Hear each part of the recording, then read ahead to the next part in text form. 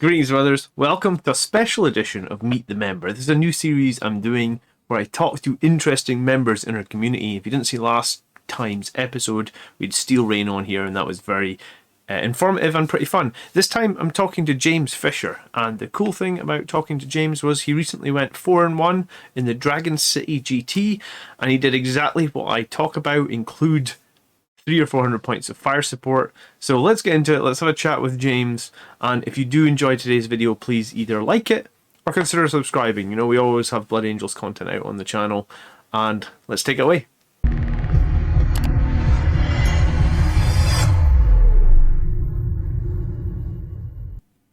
Alright, good evening, Blood Angels fans. Tonight I have a long-time channel contributor and member with me, and this will be part of our Meet the Member series. I've got James Fisher here, who was recently at the Dragonfall Open and went 4-1, which is better than I've managed this year, James. So you are going to be you're going to be telling us about well, we're just going to be talking Blood Angels, or we can talk anything you want to talk about. You know, it doesn't have to be Blood Angels, but we will probably talk a bit of Warhammer over the next hour or so. And yeah, we'll look at some of your results and yeah, anything that we can do to help the community. How are you, James? Why don't you give us like a very quick intro on, I don't know, like how long you've been playing Blood Angels, what brought you to the channel, whatever you want to say, really. Yeah, no problem. I'm happy to be here. You know, 4-1, all thanks to you know, you harping on it every week. This is like my number one hobby. I got a little baby boy, so this is like my you know, nap time. Anything I just throw on the BAC, and you know, love the community. So I've been into Warhammer for only like just the year before COVID, so Okay. 2018. And my first army, and probably my biggest one, is Drukhari, but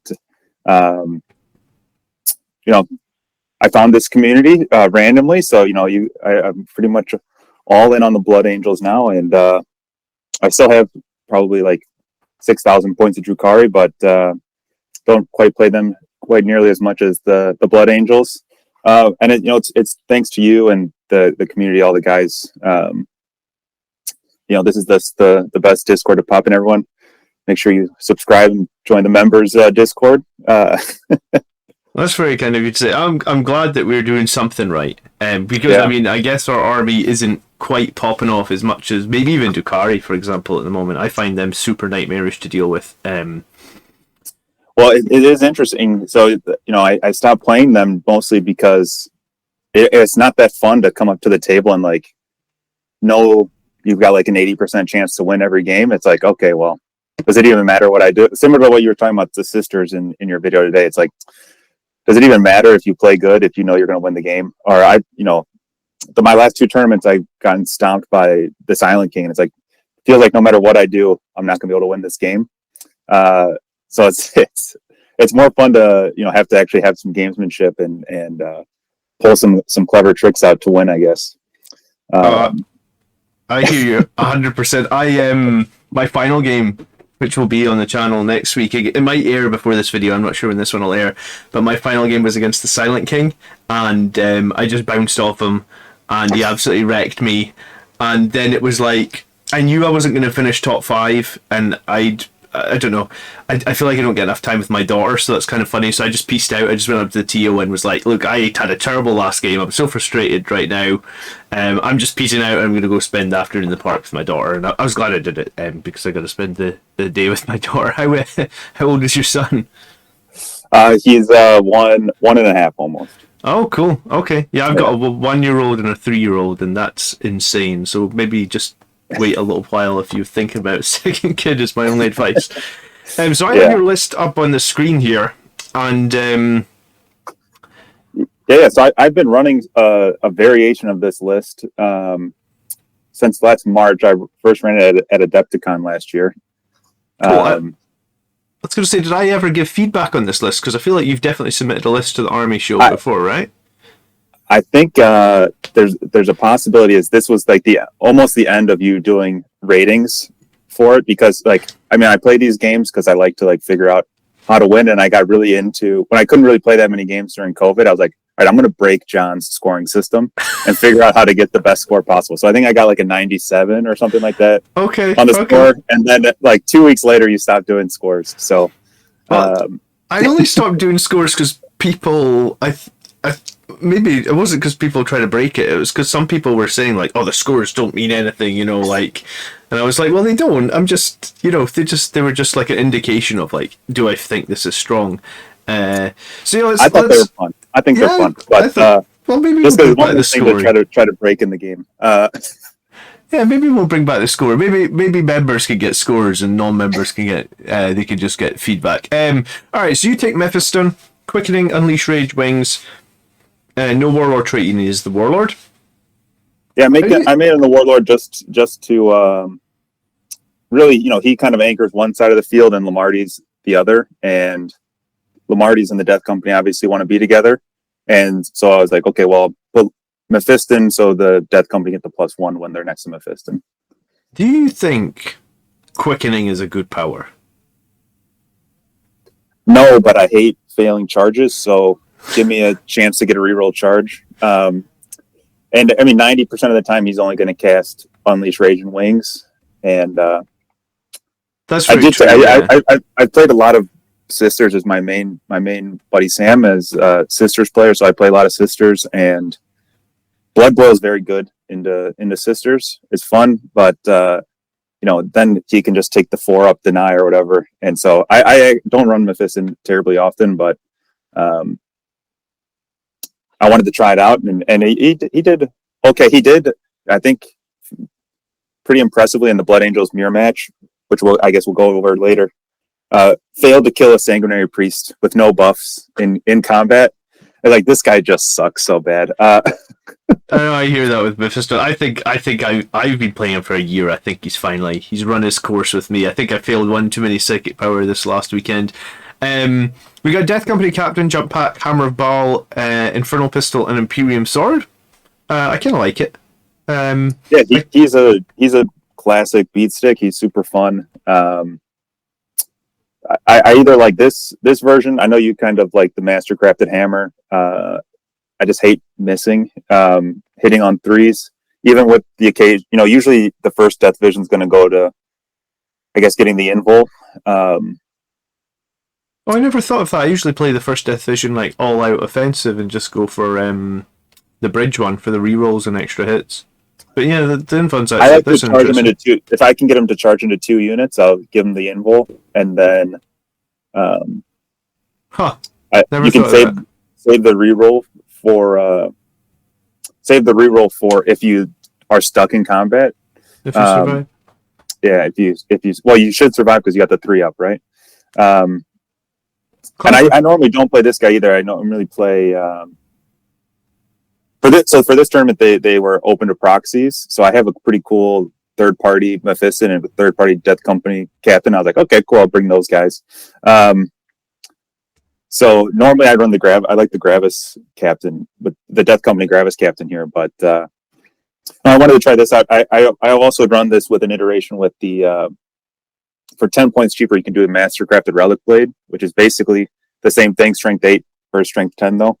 So everything other than knights, it's pretty much the same. But I luckily played a lot of knights at this tournament, so this guy was just a machine. He probably killed maybe 3,000 points over the 3 games of knights. He was like just a machine. So he's great. And then Lamarty's, I've been hounding Lamarty's for a long time. This weekend would have been awesome. It was awesome to go 4-1, but then another guy happened to win with Lamarty's the same weekend, so it took a little bit of my glory for Lamarty's. But 8 strength 7 attacks is pretty devastating into everything but knights. So he's still only winning knights on 4s, but you'll be pleased to know that I have actually added Lamarty's to my next list.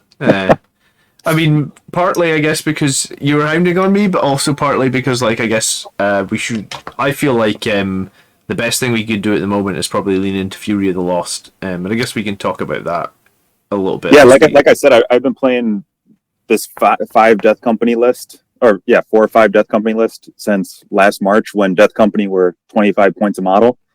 So they're now 4 points cheaper. So, it's just only gotten better. And, I have a lot of experience playing the Fury of the Lost, and it got a huge buff with Macmond as well. So it's just gotten easier and easier to score that. And I think in this tournament I think the lowest game I got was 8 or something like that. Yeah, it's super, super fun. And I agree. I think it's the best. I think it's our best secondary, even though Relentless is really good. Relentless is sometimes situational. Like when I came against the Sisters list, it's like I can't get anything into his deployment zone. There's a million Sisters in there. There's no space. And even if I do go in, I'm getting killed instantly. So you just can't play Relentless into that. It really was bad for me on the Demons game I played here.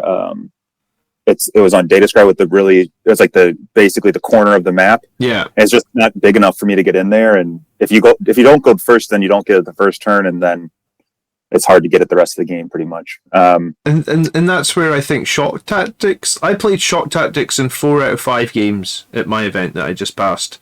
I think I did 15, 12, 12 and an 8, and in the 8, I think I mentioned in the 8, I failed a 6-inch charge and a 9-inch charge, or an 8-inch charge, and I had a reroll. So, like, the only reason that I didn't reroll, I did it in the wrong order. I should have tried to do the 9-inch charge first, and then I could have decided if I was rerolling, I suppose, but I failed the 6-inch charge, and I didn't reroll the 6-inch, which I probably should have, because I didn't need to make the double. I just needed to take 1, and I would have done 12 for Shock Tactics. So I think Shock Tactics helps. Like, I do like the change to Shock Tactics.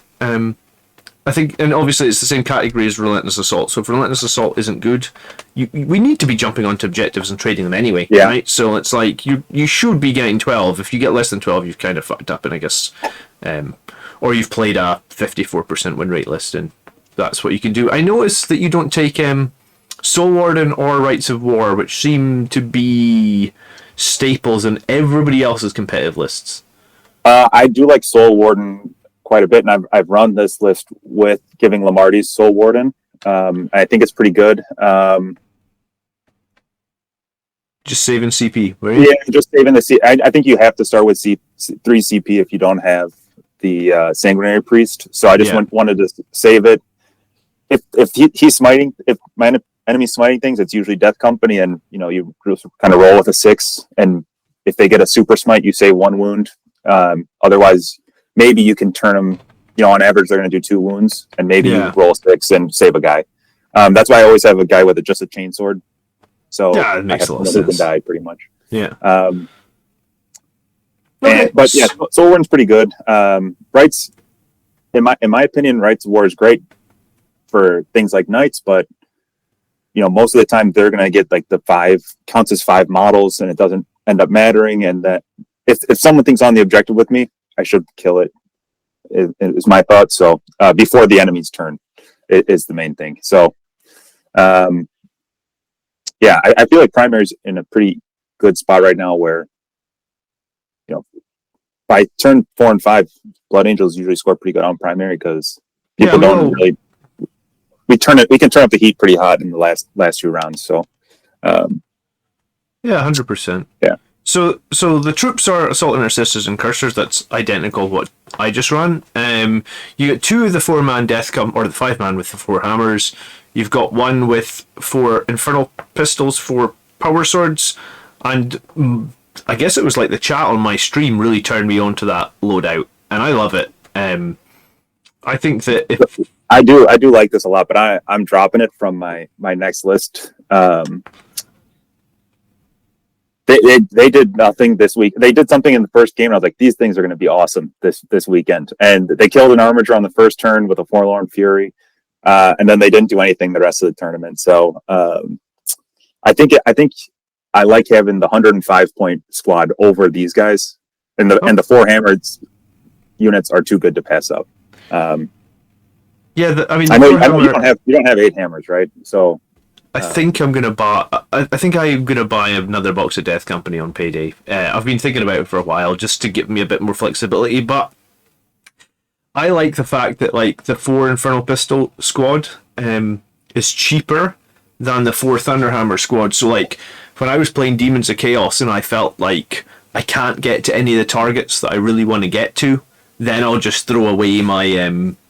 I mean, I won't throw them away. I'll still try and trade, but I'll try and basically trade with Infernal Pistol Squad. And the thing is, usually, if you get to go first, 24-inch move, you're suddenly right on top of them with those Infernal Pistols. If you've got Chapter Master rerolls, then that's killing something, you know. And I think in one of the games, I think it was a Tau Tiger Shark. It got like 2 Infernal Pistols into it from like 2 inches away. And I was like, yeah, deal with that at -5. Why don't you?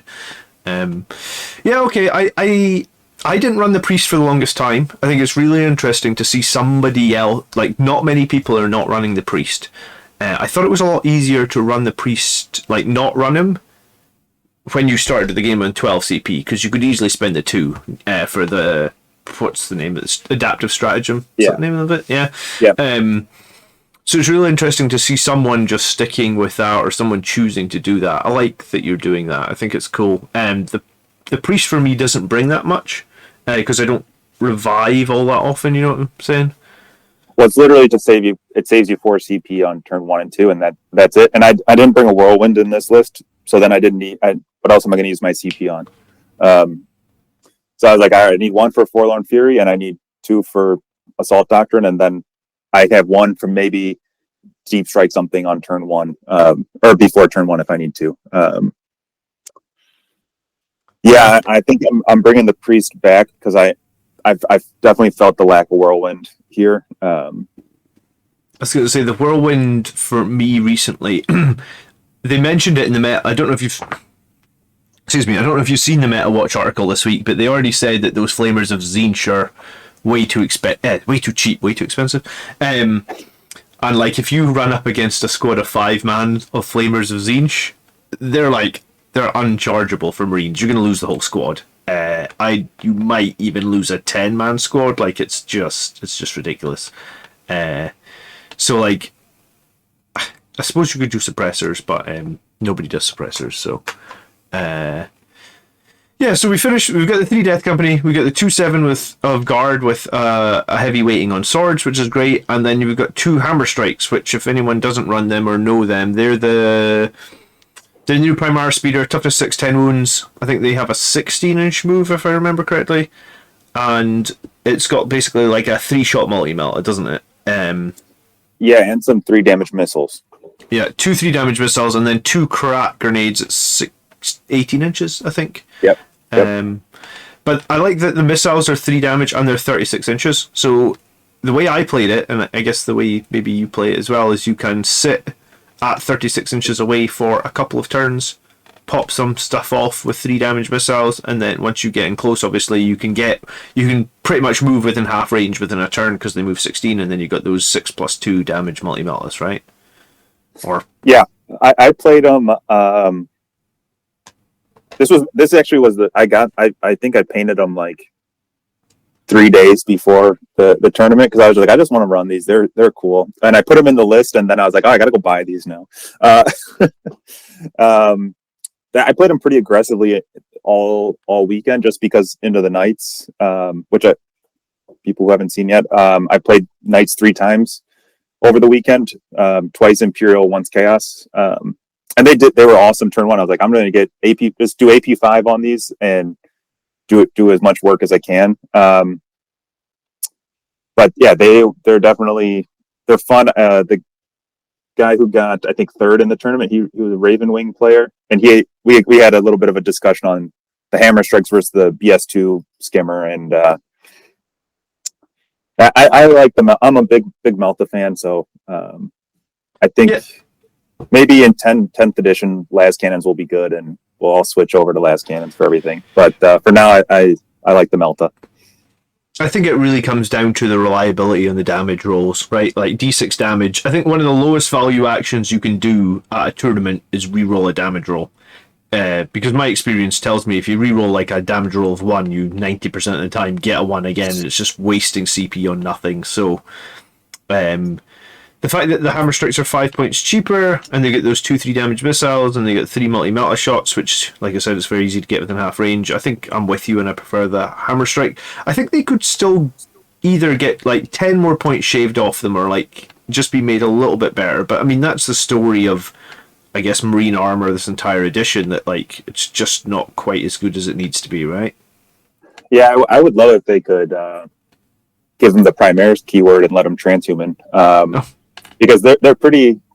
They are surprisingly tanky, but then just being able to like if when someone puts a multi melter, be like, all right, 50-50 chance you don't hit it at all, is a nice way to do that, or take care of that. But no, they're surprisingly tanky, and then people get them bracketed and they want to finish them off, and so they're a little bit of a distraction because turn one they'll do a shit ton of damage, and then be like, all right, got to take care of those, and they'll be living on one wound, and so they'll kind of focus in on that, and you just use it. You can advance them, and then they're -1 to hit, and you get to choose that in their turn, which is pretty nice. So yeah, I think they're kind of a cool unit, and a lot of people have never played against them, so anything to kind of throw your opponent off a little bit is always good. yeah, maybe these need to. I said before I only have one of them, so I can't do it yet. But maybe these are a bit like dreadnoughts. It seems like if you take a dreadnought on his own, he always seems like average. But suddenly you take two dreadnoughts, and it's like, oh shit, this is a thing. If those dreadnoughts are ignored, they can actually take over the game, sort of thing. And I kind of feel like maybe these new speeders, because they're similar points, like 145 points, similar to dreadnought. So if these two speeders are flying around with what is it, like 10 shots that are all strength 8 and they're all AP3 minimum and they're all doing 3 to 4 damage, if they're ignored, then suddenly they could just take over the game, Yeah, for sure. Yeah, probably very good at like killing Terminators and stuff as well. Actually, because like one of the lists, the event that I was at, I didn't have to play it, but if I did play it, I was like, how the fuck am I going to beat this? There was a guy that brought 40 Dark Angels Terminators, 4 10-man units. I think the only reason he could do that is because one of them are like Deathwing Knights, and they're slightly different from Deathwing Terminators. And I was just like, oh god, because I do not want to fight 40 Dark Angel transhuman Terminators. Like, I don't know if I don't think my list is equipped to deal with that. Okay, so they were actually very good into. So I did play a Blood Angels player, and they ate through some Sanguinary Guard for sure. Especially turn one, like, all right, cool, these are AP5. Good luck. I was gonna say, yeah, you know exactly what to prioritize in that matchup, I guess, right? Yeah. So what did you build this with some secondaries in mind, or did you Yeah, so the plan, and I think I did this in pretty much every game, was to do Fury and Relentless, and then again, played Knights 3 times, so bring it down was basically guaranteed 15. In the night matchups? In the night matchups, against demons, I was really struggling, but I took Blade of Sanguinius, and that can be nice with the Death Company guy or Lamarty's, either one. I like to kind of set them off opposite of each other and try to bait them into hiding from one, and then maybe turning one and being able to Forlorn Fury one on turn one, or no prisoners, or kind of whatever. The third one's flexible, but I didn't have anything in mind specifically. Just kind of whatever the opponent would give me. I see. Okay. Cool. Is there anything else we should say about this list then? I mean, you've highlighted that you felt like you wanted the priest back. You maybe highlighted that you want the whirlwind back. How would you do that? What would you have to give up? Yeah, so I think kind of one of the things I'm looking at right now is, rather than having for my third secondary requiring my opponent to give something up, I'm thinking about keeping Mephiston in, and then adding in an Inquisitor, and that way play either Warp Ritual or Interrogate.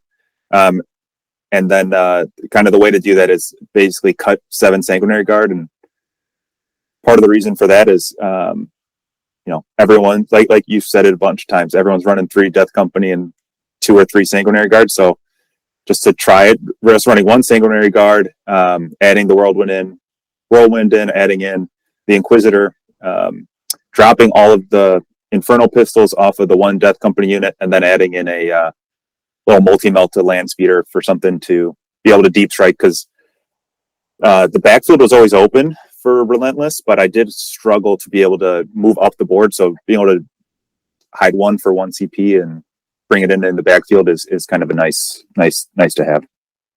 Yeah, I mean, I guess that's why some people keep raving at me about the Landspeeder Storm, because Storm obviously has the outflank keyword, which gives it the free um, outflank, I guess, of course. Yeah, But you need to put scouts in it, which I guess would be the it's kind of tricky expensive part. now, right? Because you have to take scouts and then the speeder itself. Yeah, I think Um, scout like the scouts have the same problem as Space Marine troop choices. I think they're all like 10 points overcosted. I mean, scouts have like a 4-up armor save.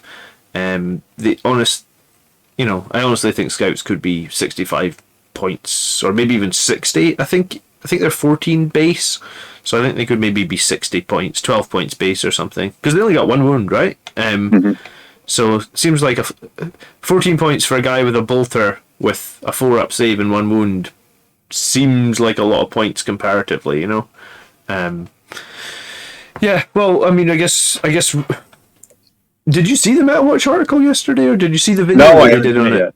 So the No. guy Stu Black, who was the head of the Warhammer team, sort of admitted that their change to Marines didn't go far enough, and some people might have been frustrated, like the last change wasn't good enough. I think the most positive thing for me is that they basically said like we're doing a meta watch video or a discussion or a 20-minute talk on stream like every 2 weeks. They haven't sort of committed to it that's the schedule going forward, but they said at the end of this one they're like we'll be back here with another meta watch in 2 weeks, and I was like, well, the best thing I've taken from that is if they are going to get around and sit about it like around the fire table every 2 weeks and talk about like, hey, Marines are still dog shit, um, or like some Marine units or a lot of the data sheets are dog shit. That can only be a good thing, I think. Yeah, as long as they don't try to be like, all right, these 3 units are good. Let's bring them down to dog shit level.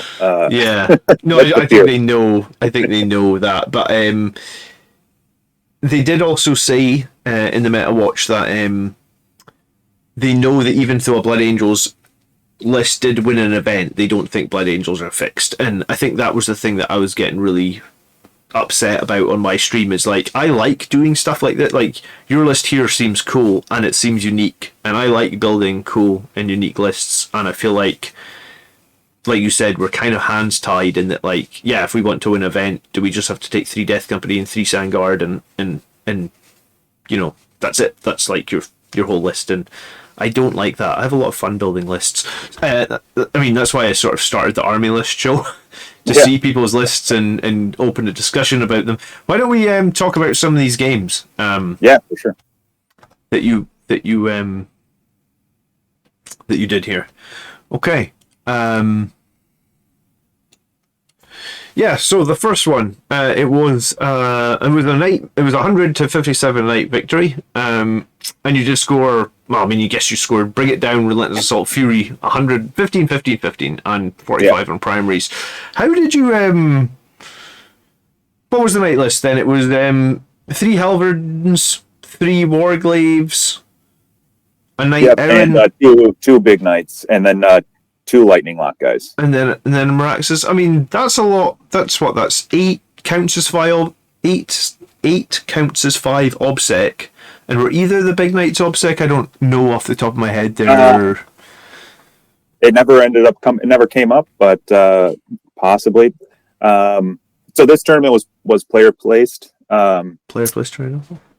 and against all these night lists, I basically just kind of sacrificed one of my quarters of deployment. I was like, I'm going to just load up one place where I'm going to be totally easy to go from cover to cover. And I'm going to leave an objective wide open, and he's welcome to go try to take it. I'm not going to put anything in there, and I'm going forward. I want to get in his deployment. And for this one, he basically put his big piece of terrain right in the center corner, or center of the map, on his corner of the deployment zone. And so I just went 6 inches off of that, and then there was a huge choke point in the middle, and he has all these knights with big bases, and he kind of played himself a little bit on that one, I think. And then I used the hammer strikes that was the only thing he could charge in turn one. Other than I got, I went first. I got 5 Death Company, 3 inches away from one of his armigers. Inferno pistoled it away. Then I charged a big knight and a little knight. did some decent damage into the Big Knight, and then tied them both up for the Death Company lived. Which I think one of the things with Knights, and maybe I don't know if you felt this with the Armigers, maybe because you were running the Melta, it wasn't a big deal, but like a lot of AP2 firepower, I'm not too worried about AP2 really. Like with cover and armor of contempt, the Knights players are kind of frustrated all weekend, right? Because it doesn't really do anything. Like, cool, I'll take my 2-up saves, or I'll take my 3-ups. It's no big deal. The Hammer Strikes did nothing in this game. It was, again, my first time ever using them. I went into a Knight that I guess had a 3-up invul to shooting, and I did 0 wounds to it. And then he ended up focusing them down because it was the only thing he could shoot. And then there was the guy, actually, I think he finished 3rd in the paint score for the weekend. So he had a beautiful painted army, but it was kind of his first time playing the game, and first time ever playing player place terrain. And so I kind of won from deployment on. I just was able to kind of clean up one unit at a time, whoever he didn't buff, because, the buffs give -1 damage. So I just focused whoever he didn't buff, picked them off one by one, and as soon as I could get into the Big Knights, took care of those. Nice. Did he ever pay to interrupt on you then, or was that not something that came up? No, he definitely interrupted. Because I find even like not the Hellfire, sorry, even the Warglaves, if they do their sweep attacks, they are still -3. I mean, I guess their strikes. The strikes are like literally a dead marine because it's like -4. But yeah, that's what I was running at the event I went to. I ran Noble. Oh, what's it called? I think it's called Noble Sacrosanct, which means that, like, every strike that doesn't get through to the wound roll, or sorry, every strike that doesn't get through to the damage phase, you have to do it again. Yep. So you roll to wound. If you fail, you take it out. You roll to hit. You fail, you take it out. They have to make the save, and then if they make the save, they have to go through the whole rigmarole again, basically. And yeah, that seems like a really strong counter, I guess, if you are fighting against Knight players. Yeah, I don't think either of the Imperial Knights used the rerolls. Those I watched your game against Gav, was it Gav's Knights? Gav, yeah, against Gav, and it looks really awesome. I don't know how good it is into non-Space Marines. I guess anything that the more dice you make your opponent roll, the better. 90% of the time, right? So into multiple wound models, it was legitimately good. I was using in my event. I was using it with suppression fire. So like if I was getting charged by these big nasty things, I was like, yeah, that's fine. You charge me, I'm gonna do like 10 damage to you, even if you pass your saves like on, and it because it's like -4. So normally it's like, all right, you pass your saves on a 6 or something. Well, that's fine. I get to reroll my hits and my wounds again. You have to take another save on a 6 to the same attack, which is kind of disgusting. But yeah, I mean, I guess player place terrain helps. I find Knights very difficult to beat, purely because of the amount of obsec they have, and even 8 Arbigers. If you compare that to your list, that's essentially 40 obsec bodies against your 15 obsec bodies.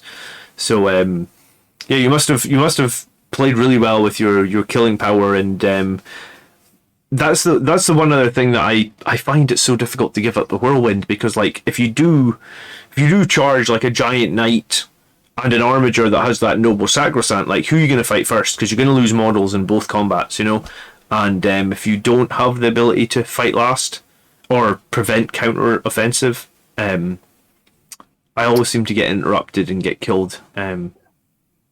Yeah, I basically try to keep him to only being able to charge 1 unit at a time. And then he did have an interrupt, and I just angel sacrifice it, which against Knights is so good because who else they get? That's all their attacks. But I had a great. Basically, I had one Death Company in a gap that he had to then the Big Knight can walk over it.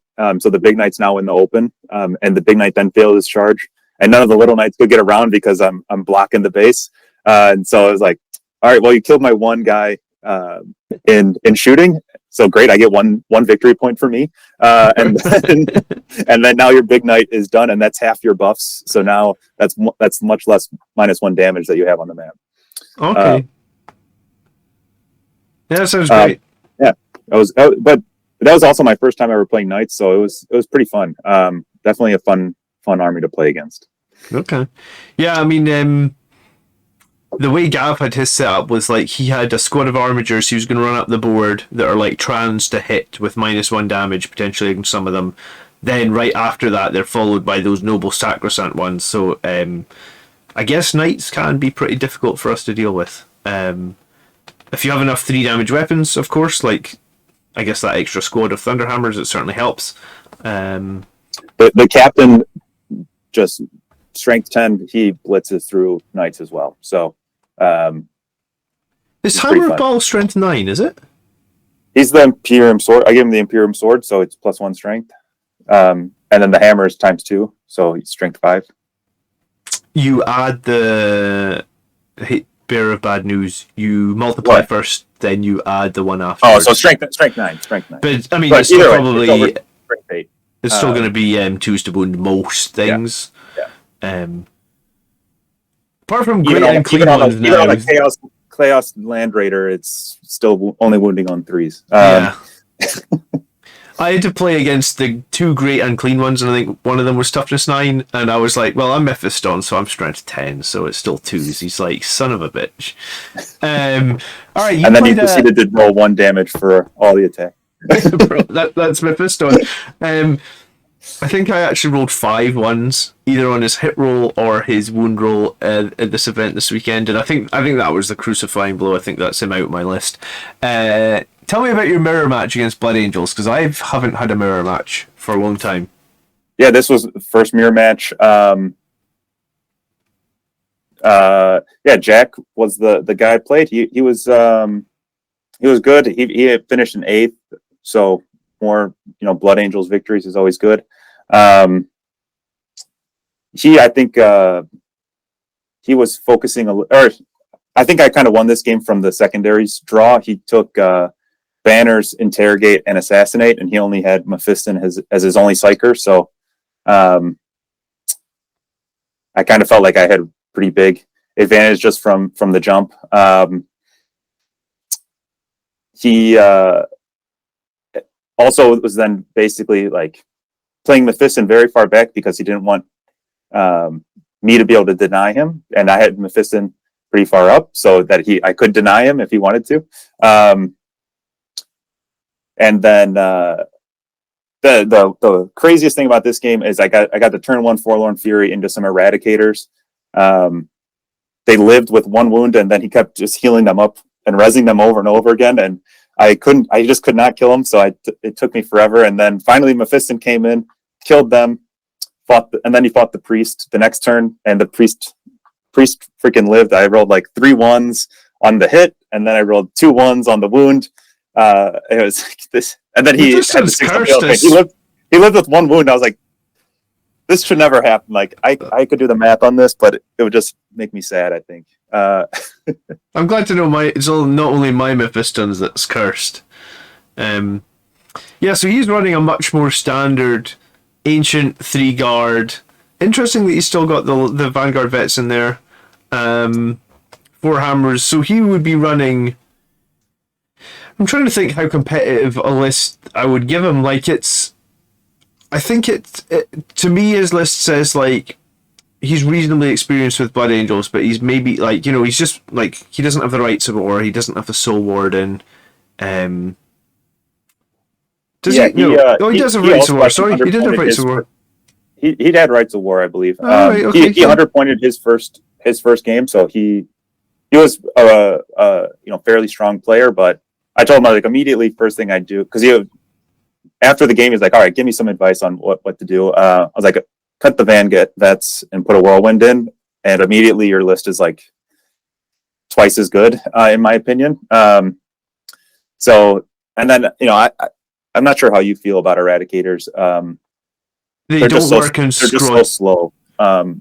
They don't work in squads of 3 is how I feel about them. Do you know what? I did a list I maybe even did this exact list to like a, like one Death Company, three Sangard, Ancient, and Van Vets and Eradicators. I did that to a tournament where I came third. I think that was the one tournament I actually finished top three. But my experience from the event was like 3 Eradicators don't work. Like maybe if you have 5 of them, because the second you need to advance them to get more movement, because like you said, they're so slow, then you only get one shot. And one multi-melt, like 3 multi-meltas hitting on 4s because you advance them really equates to like one's going to make it through, and then you have to roll damage, which is d6. So at best you do 6 damage. And 6 damage, typically, if you're trying to kill a dreadnought or something, I don't even know if 6 damage profiles a dreadnought. If it's a redemptor, I don't think it does. It leaves it on top bracket. So at that point, you've just spent 135 points on nothing because you've left the dreadnought on top bracket and you've had to expose the eradicators. So I think you could probably make eradicators work in a 5-man, but I don't think you can make them work in a 3-man. Yeah, I'm excited. I saw just from the Discord that Siegler's playing Crimson Fists at the U.S. final, so we'll see. Maybe he's gonna make them work, and they'll get nerfed. But there's no chance. Did you see the post he wrote about it? No, I haven't seen that yet. All I saw was the Discord article. Discord talking about it. Yeah, I read the article. He wrote like 2 or 3 paragraphs about basically saying he thinks Marines stink, but he's running this to the highest level tournament to show them that like even if you remember they had that quote that said like we think some people just aren't good because Marines are their first army. He's basically running that like tongue-in-cheek sarcasm to try and prove that. And like Crimson Fist chapter tactics are so bad. If he runs into that Blood Angels list that won the one that was like all Death Company and all Sangard and the patrol vanguard to just basically have no troops and just have all jump infantry. If he runs into that list, he's gonna get like tabled in turn 2 or something. Like it's just gonna be. I mean, like maybe he's one of the best players in the world, so maybe he can avoid it. But I think it's gonna be an absolute slaughter. Like, yeah, you need to read it. It's gonna make your day. So it's really good that they're doing this meta watch more often, and it's good that some people are trying to like push them a little bit harder and say like, hey, you need to do more with balance.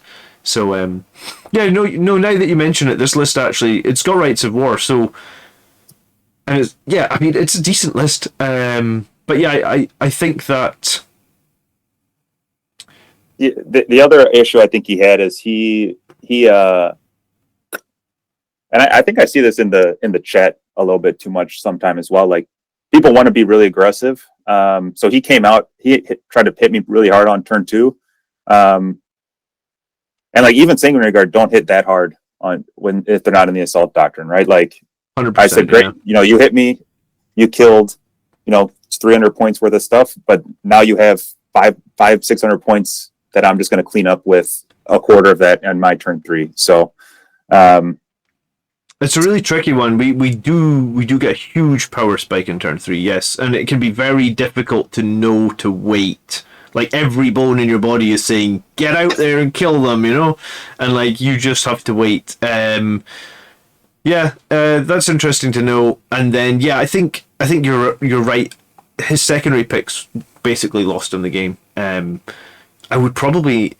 Rule of thumb, if you ever play a mirror match against Blood Angels, I would never say that Banners would be a good pick because Banners is like the opposite of what the Blood Angels are going to be jumping on top of you, right? So I think Banners it's just not a good pick if the enemy has fast moving stuff or has a lot of obsec stuff. And you didn't have a lot of obsec, but you had plenty fast moving stuff that can clean up squads, and he'll spend half the game putting up banners that you'll just take down every turn after that.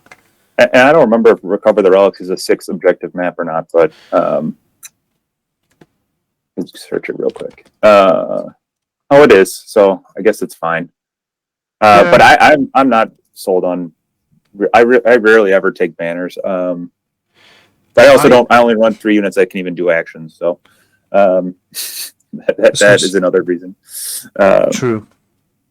Well, your Sangria Guard can do actions. Yeah, I guess that's true. They could try. It just feels really bad to make them do the actions, doesn't it? Yeah. I had one game where I dropped them down. I think it was against the Was it against the Votan where I was like, I'm just going to do Nakman data with these 6 Sangard, and it feels like totally the wrong action, but I just want the 4 points. I won that game by 1 point, so I guess hindsight it was good, but yeah, it doesn't feel right. It doesn't feel right. Alright, what was next after that? This was the game you lost. I guess this would have been... Is this Demons of Zinch? Yeah, this is Demons of Zinch. It's 15 Little Flamers, three of the Exalted Flamers,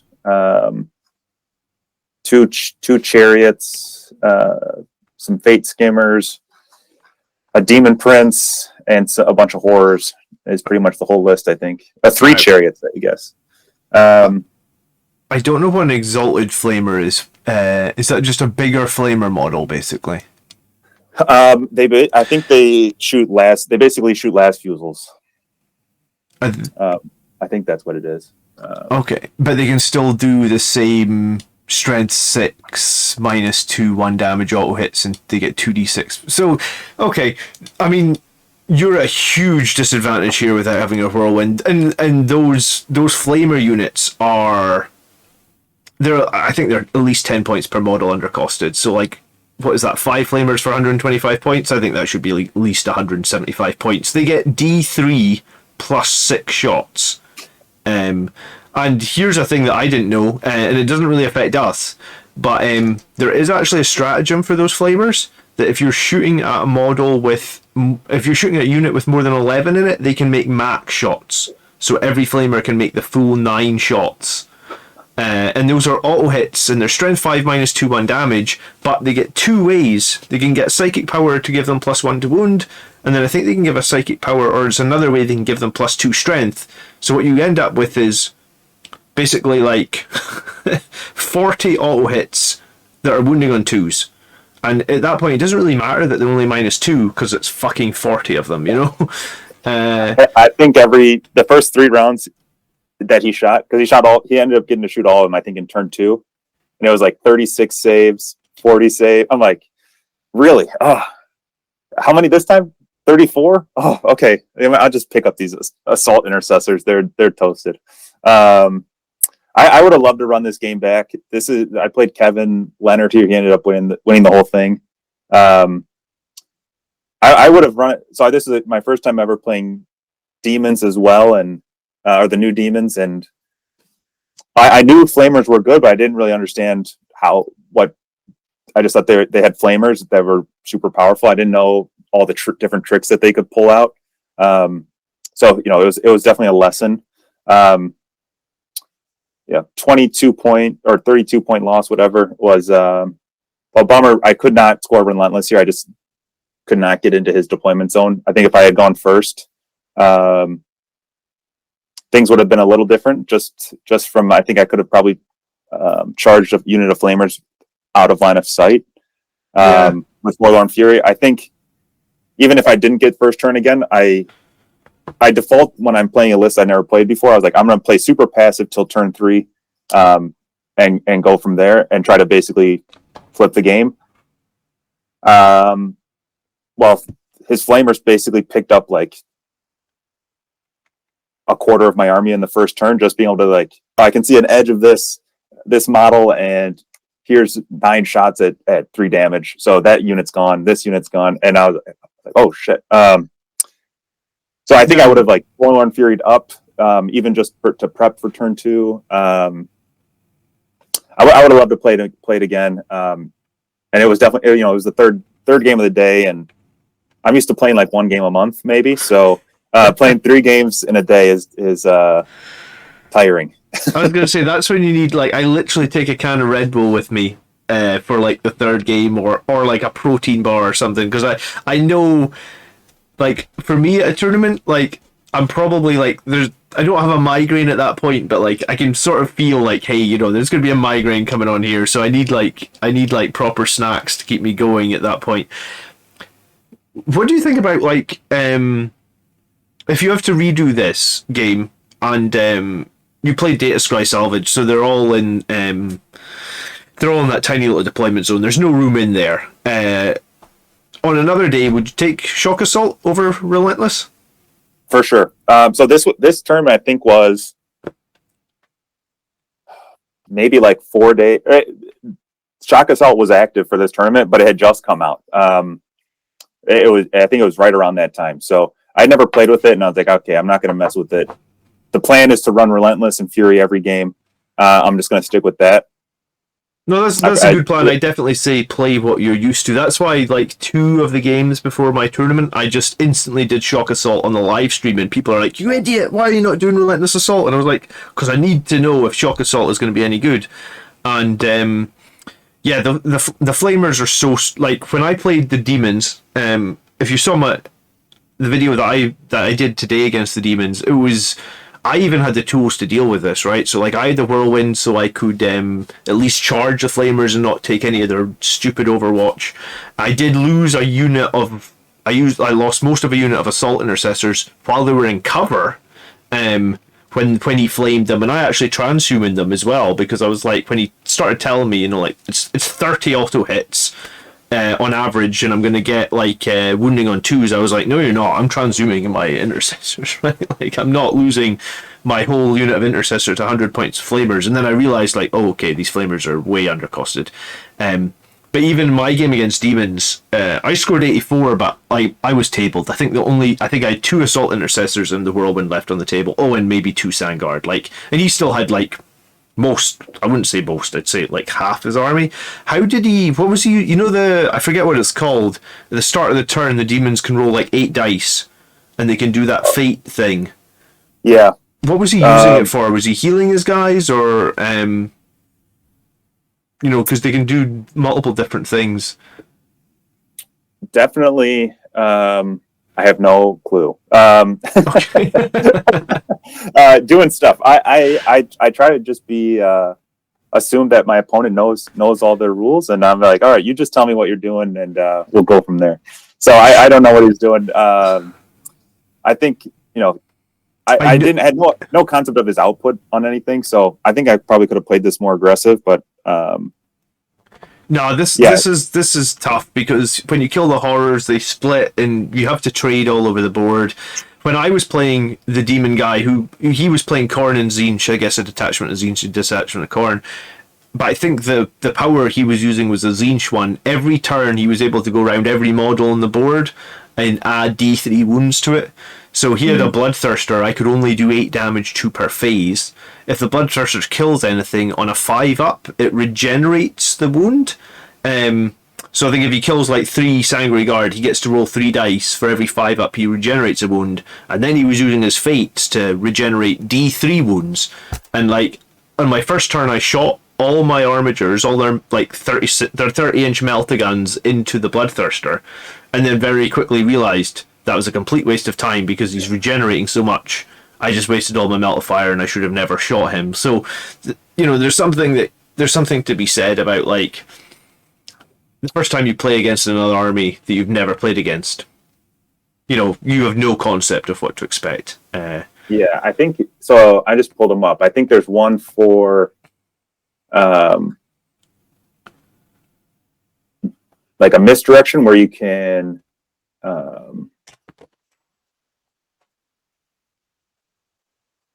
No, not that one. Let's see. Yeah, +1 psychic test, +1 ballistic skill for the chariots and things like that. So yeah, yeah. It was really just like list flamers, and I had no counter for that. My captain ate his demon prince's lunch, so that was a nice 15 points. I guess plus that was like an 18-point kill, because 3 points for Fury and 15 points for Blade of Sanguinia, so that was cool. But no, the main thing is I could not score secondaries, and probably because I was being too passive, I would just put I controlled 3 objectives at the end of my turn to try to limit his secondaries.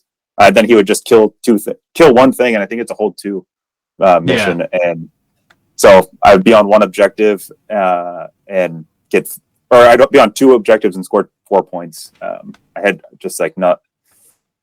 Yeah, it was a tough one.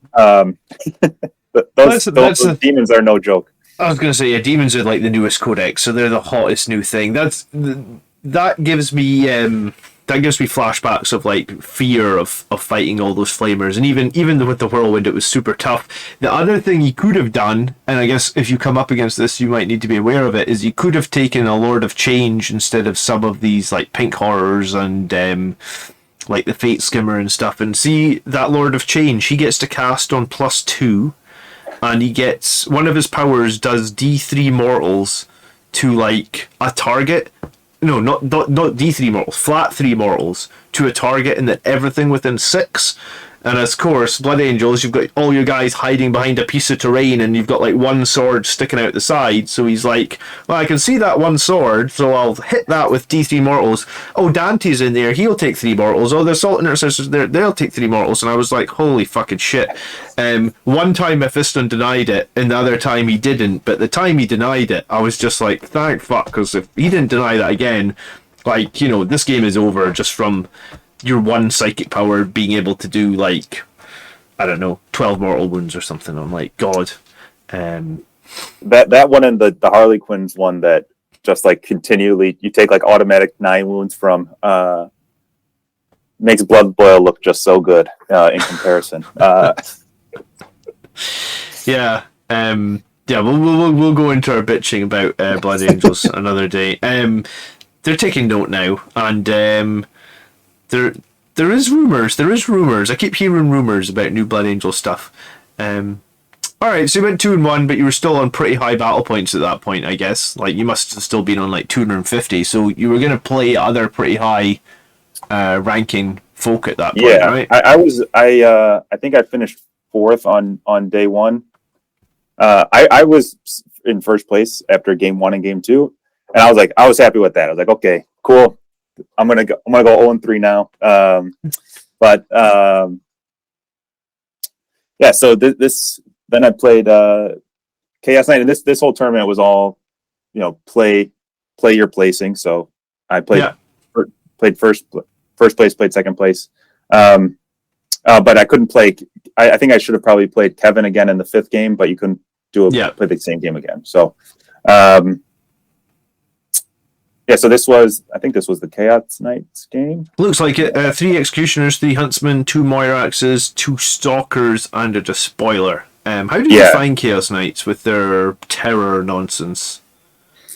It came into effect one time where I ended up failing a charge. I think it would have been better, but playing around, I was able to kind of play around it because he, you know, kudos to my opponent. He made it very clear what it did before the game. So the Death Company units can use Lamarty's leadership.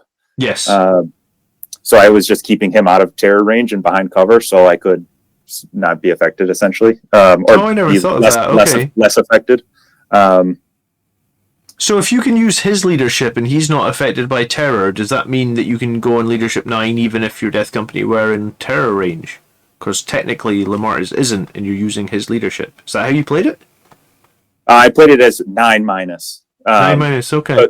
So just starting at 9 and subtracting the terror bonus. Okay. Yeah, I mean that's probably the right way. Basically, so it's +2. I think Death Company are leadership 7. 7, yeah, it's terrible. Yeah, so it's basically a +2 to their that roll. Nice. So it helps. This game was game hammer strikes. In turn 1, they killed 2 armigers dead from full health. You know, he kind of flirted with rotating ion shields on one of them, then he didn't, and then I killed it. And so then the next one he's like, all right, well, I'm going to do it this time. Killed through those anyways. The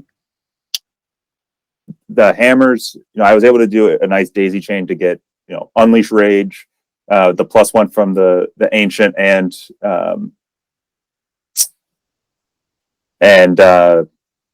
try to keep the Death Company captain within reroll 1 range. So, and then, you know, they're all moving 26 inches, is it? Yeah. So I was able to get a turn 1 charge and kill another armiger and then pile into one of the lightning locks. So it's, you know, I killed 25% of his points in the top half of turn 1. So it was a little bit over from that point. But then he battled back really well, and he sometimes was able to kill a lot of stuff. I was going to say, sometimes when that happens in a tournament, it can be very easy to get overconfident. I've done it myself where, like, I've been playing against knights, and let's say they've got 11 knights, and you kill 3 of them with your Forlorn Fury unit, and you're, like, rubbing your hands in glee, thinking, like, you've got this. Then before you know it, a couple of bad rolls, and it's like, oh shit, just once. Yeah, I think in turn 3, I already had scored. At the end of turn 3, I think I already had probably 12 points for Fear of the Lost and 12 points for Bring It Down, and Relentless Assault it was turn 3 of my third turn in it. So I was basically at 12 points for all my secondaries already. I was like, all right, I'm feeling pretty confident that I'm going to definitely win this game. So after turn 3, I started throwing more and more units out. And I was like, I know I'm going to score 100, but if this guy can also score 100, like, I'll take a tie at 100 is fine with me. He was obviously super demoralized after that turn 1, so I wanted him to try to have as much fun as possible. I ended the game. I think I had 3 units on the on the field at the end of the game, and he had 1 armiger. So it was nice and bloody, blood for the blood god. It was fun. But the Chaos Knights, Mephiston charged into his big one. And I was like, this is going to be awesome. Mephiston's going to do it. It was Mephiston and a squad of Sanguinary Guard. The Sanguinary Guard failed their charge because of the terror range. And so Mephiston was the only one in. And I was like, oh, this is not going to go well. And he did like 3 wounds.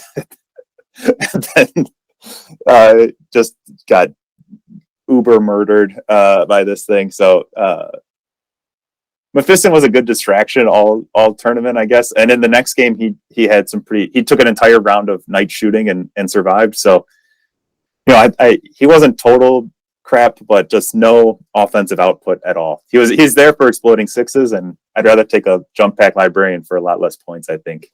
I think the problem with the jump pack librarian is if you want to give him psychic mastery to make his casting more effective, then he becomes the same 140 points as Mephiston. Oh yeah, and I don't think I would. I'm almost thinking about going back to the librarian dreadnought a little bit. That's what I was thinking.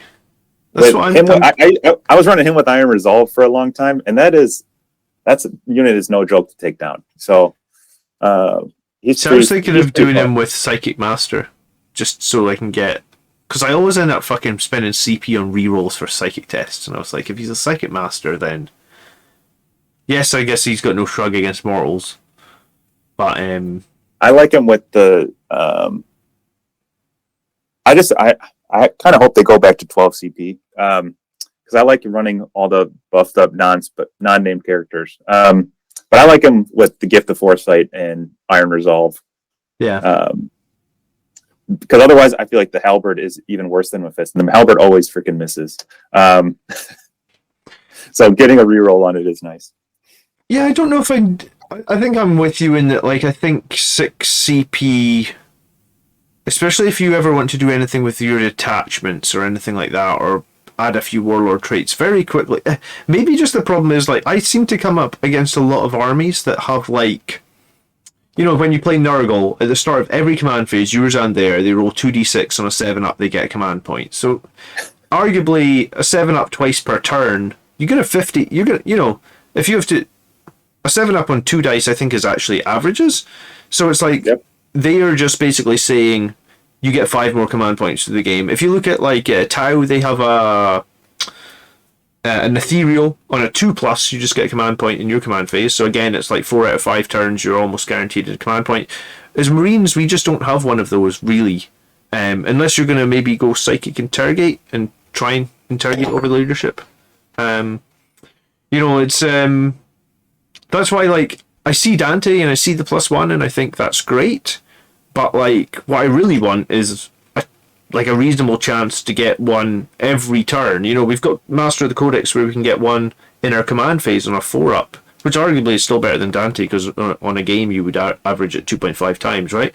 But, Marines just don't seem to have that CP generation that other armies have, and I think if we had it, then we could pretty much blow our whole 6 CP before the start of the game, right? As long as you got the priest and 1 for Forlorn Fury, then you'd know you'd get a little bit more of a regen. But I guess that's a conversation. Yeah, for another I day. mean, what's one of the best, not Blood Angel, but Marine characters in general is that Chaplain on bike, and like, good luck starting -3 CP.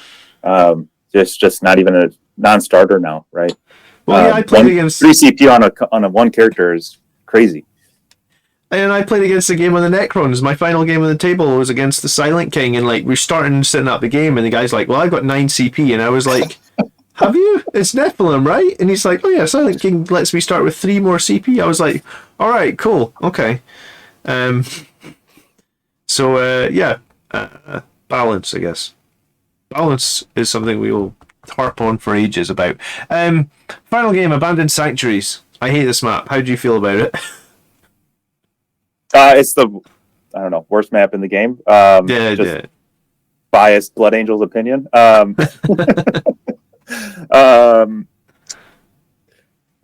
actually ended up starting the Death Company captain up in the air, just because I was like, well, at least turn, without being able to Forlorn Fury, you can't guarantee Relentless Assault that easily anymore. So I was like, okay, well, and he had a really great placement. He put the dense cover right in the middle, and then put a knight right behind it. So if I wanted to, I had to charge through it, and so it was hard to get into his deployment zone, because he basically started off the deployment zone and then moved up in front of it. So even if I would kill an Armiger or kill a knight and move 3 inches, I couldn't get into his deployment zone. So I only ended up scoring 8 for Relentless Assault. I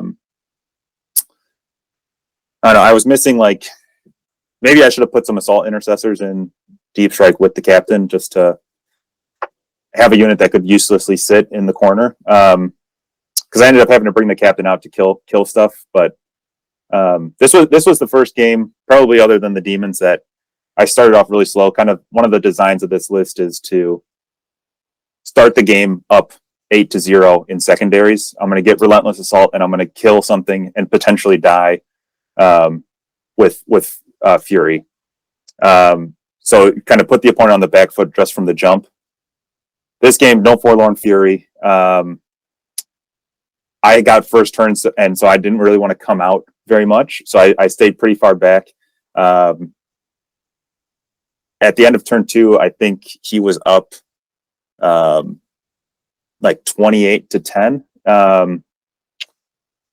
But he was fairly exposed.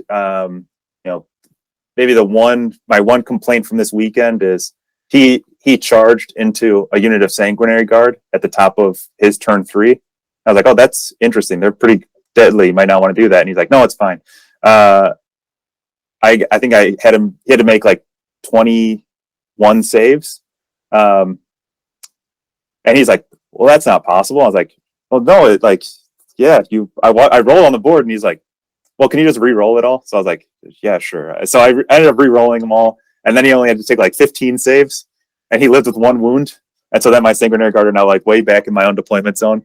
And then after that, we're stuck in combat. So now I'm not really killing anything. He's like, I was like, well, that's nice to just ask me to totally re-roll. That's a good strat. How many CP is that? I would say that's way too nice of you. In a tournament, I would have been like, if I rolled it in front of you and you weren't paying attention, that's on you, I guess. Yeah, I know. I just try. I want everyone to have fun and whatever. I hope he gave you best game vote for that. I think he was pretty salty because he was up huge, and then he was tabled at the end of turn 4. So he got hit with the Blood Angels Assault Doctrine pretty bad. I would have definitely scored 15 for Fury here. I was queued up to kill both his big knights and some small knights in the center of the board.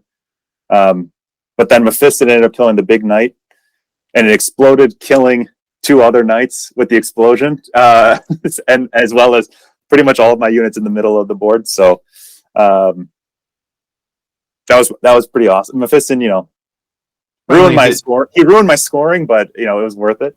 I think I I didn't end up counting the primary 2 or whatever for the end of the game on this. So I scored a little bit better, but ended up winning anyways and finishing second. So didn't end up mattering. But no, super fun game. And again, the second game of the night. So this guy was obviously playing on. We were the number 2 table at the end of the game. So he was in 4th place. He had a good weekend. I think he ended up finishing in the top 8 as well. So did you finish second then? Yeah. Yeah, I finished second. Yeah. Well played. I finished second with. I think Kevin ended up getting my game against him was the low points game he got, and he scored 88 or 86 in that game. He was scoring 95 plus every game. So yeah. I couldn't quite finish close to him, even though I had the 200-point games. But no, I finished second in points and second in the overall. So, oh, that's nice to see someone finish second with 2 hammer strikes. You're probably the first Blood Angels player to do that. I mean, you might be the first Blood Angels player to actually run 2 hammer strikes, because I feel like very few people have turned on to those Primaris vehicles in general. Just the rules have already. This tournament organizer, I guess this was their 4th tournament of the year, and so in December, in 2 weeks, I think, or actually, in 2 weeks, they're doing a champions tournament that I guess I'm going to now. So I'm running the hammer strikes back to that. We're going to bring them with. That's my signature now, so I'm going to stick with it. They're freaking good, man. And if I play 3 games of Knights again, they look really good. I don't think they're actually that good in practice, but they kill Sanguinary Guard and they kill Knights really well. So they're pretty fun.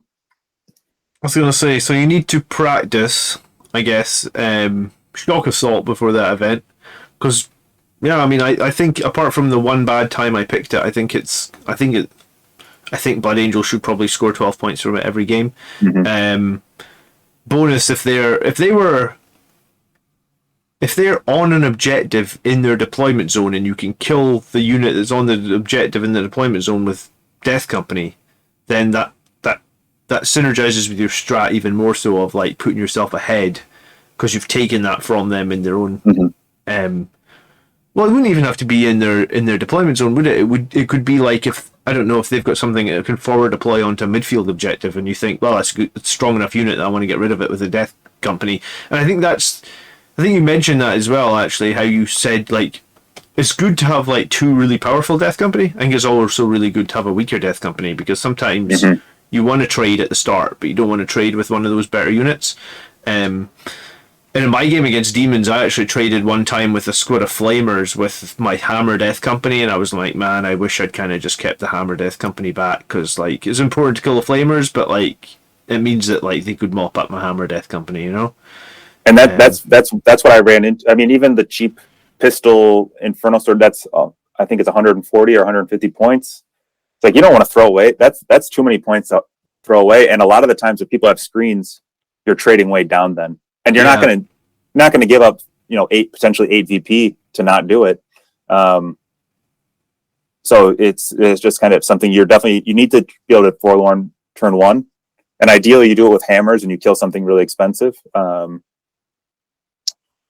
But if not, then to have just some chainswords guys to be able to throw in there, and AP2 and a shit ton of attacks is not bad.